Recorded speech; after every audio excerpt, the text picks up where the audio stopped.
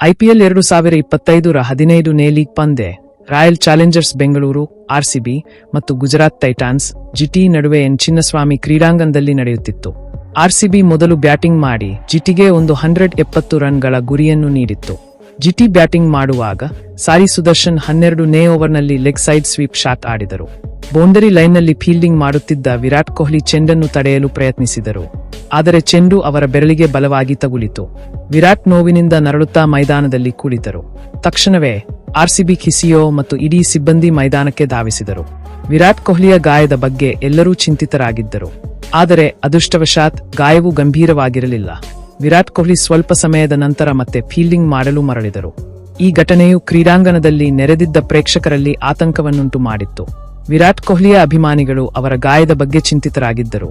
ಆದರೆ ಅವರು ಮತ್ತೆ ಮೈದಾನಕ್ಕೆ ಮರಳಿದಾಗ ಎಲ್ಲರೂ ನಿಟ್ಟುಸಿರು ಬಿಟ್ಟರು. ಈ ಘಟನೆಯು ಕ್ರಿಕೆಟ್ ಆಟದಲ್ಲಿ ಗಾಯಗಳು ಸಾಮಾನ್ಯವೆಂದು ನೆನಪಿಸಿತು. ಯಾವುದೇ ಕ್ರೀಡೆಯಲ್ಲಿ ಆಡುವಾಗ ಆಟಗಾರರು ತಮ್ಮ ಸುರಕ್ಷತೆಯ ಬಗ್ಗೆ ಜಾಗರೂಕರಾಗಿರಬೇಕು.